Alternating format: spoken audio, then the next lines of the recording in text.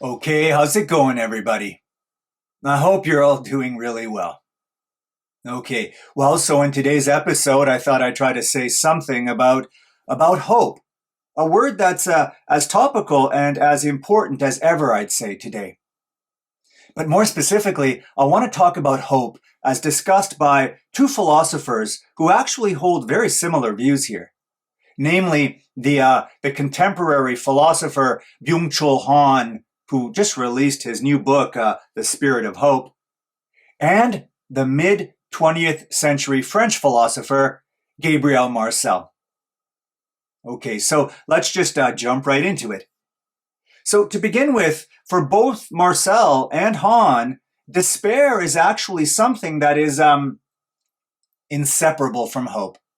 For them, only in the deepest of despair does true hope rise. Now, for Marcel, despair is forced upon us by the very tragic structure of reality. A structure, by the way, that he thinks that's lost to us when we're only thinking abstractly or doing abstract philosophy. But despair for him is also the result of what he calls the broken world. A world where we're held captive to the technical and the functional, and so where we exist without a certain fullness of life. Now for Han, well, for him, the relation of despair to hope is like that of a valley to a mountain. He also quotes Nietzsche here, who says that hope is the rainbow over the cascading torrent of life. Okay, but what is despair exactly?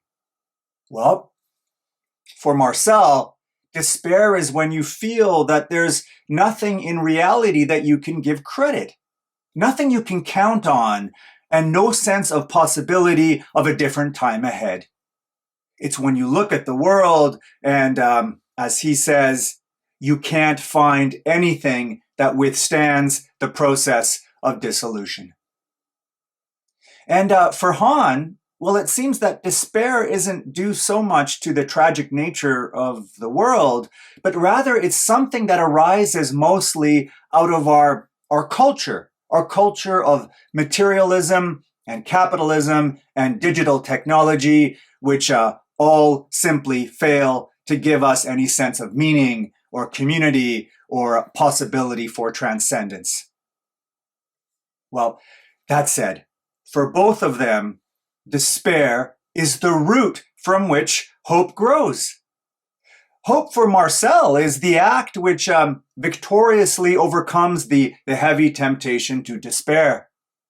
Hope affirms against despair that life or reality will be worthy, and that there is, at the end of the day, an integrity to the universe. In fact, hope absolutely asserts this.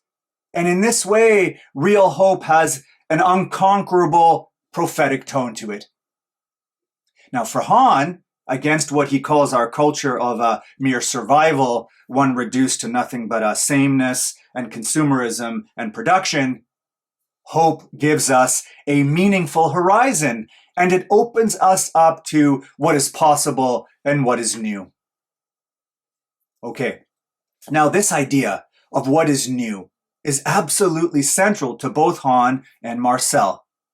For Han, hope is concerned with events in an open future that are unexpected and altogether different. And so too with Marcel.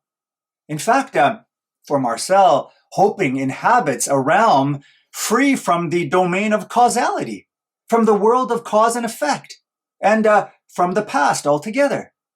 In other words, hope is a refusal to see the future as completely delimited by the past.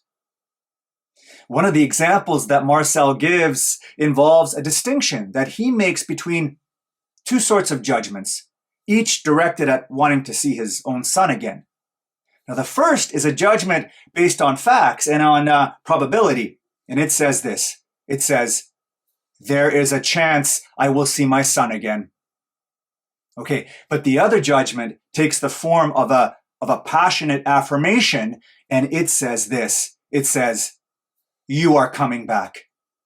Now, For Marcel, only the second judgment is an expression of hope. And that's because only that one escapes the logic of calculation and the constraint of past evidence or what has been the case. And that is what hope is for him. It's an affirmation that goes beyond all forms of statistics and computations, beyond all inventories and calculations, beyond all discouraging probabilities. Well, so too for Han. For Han, hope works outside of the realm of planning and calculation, and outside of reason as well. Actually, here he criticizes the philosopher Spinoza. You see, Spinoza thought that hope was basically irrational.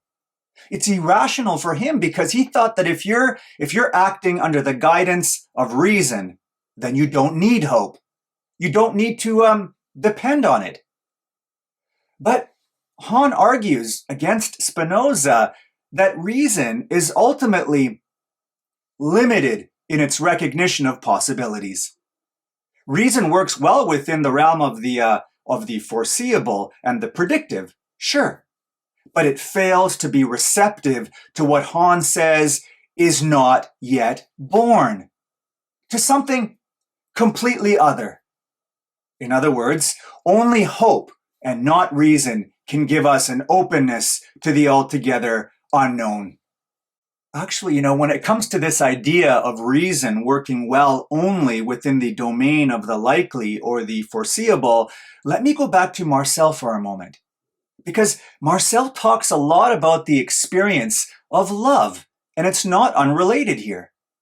If we're in love with somebody and we're wondering whether or not we should marry them, it doesn't seem like the right approach is to sit there and consider all the possible outcomes of spending a life together, or to ask what the chances are, given the divorce rate, that we'll stay married successfully.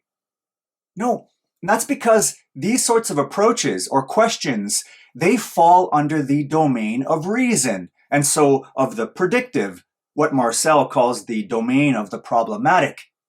And to treat love like this is to degrade it. But genuine love, well, that's more like a species of hope.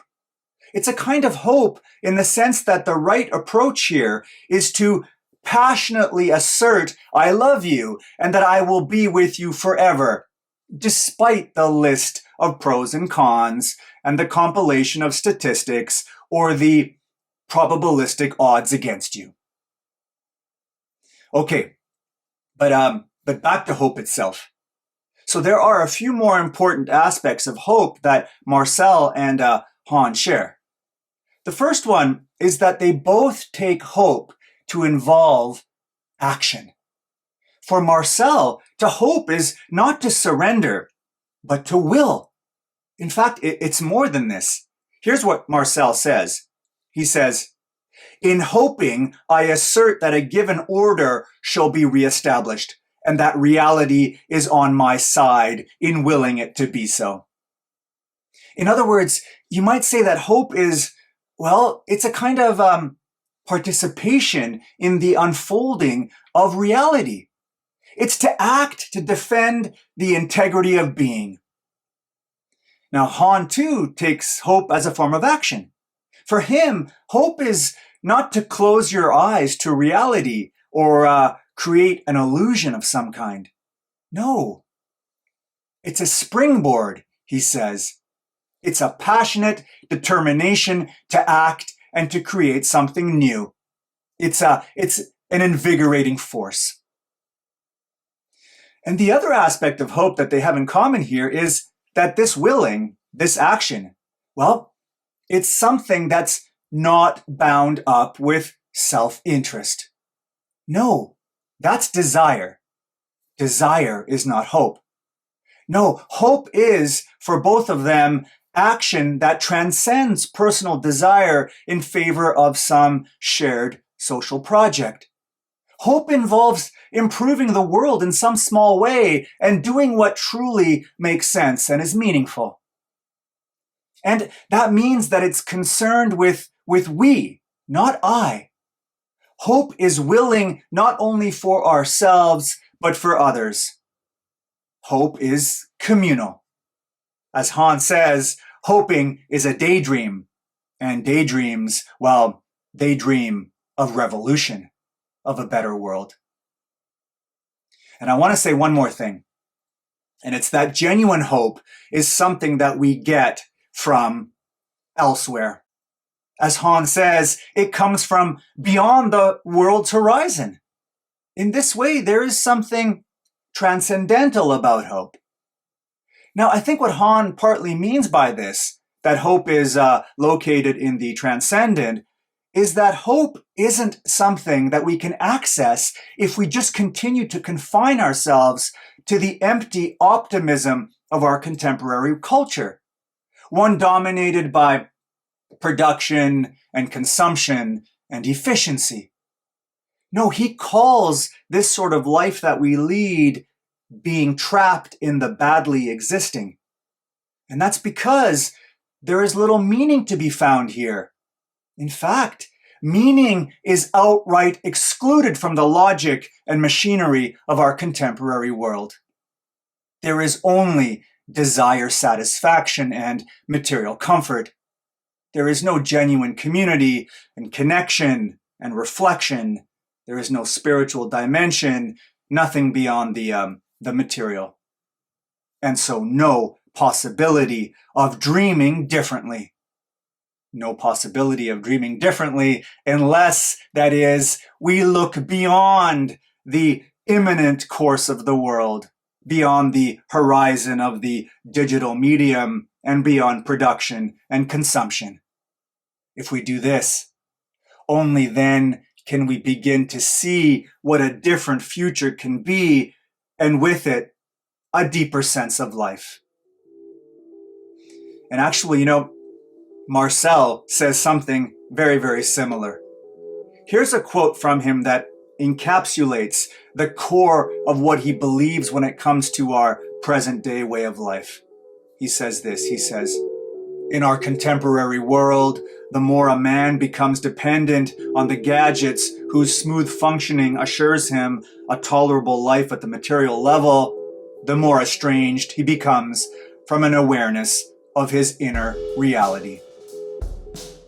In other words, what he's saying is that we pay a heavy price for our total idolization of technical progress and material comfort, namely a degradation at the spiritual level.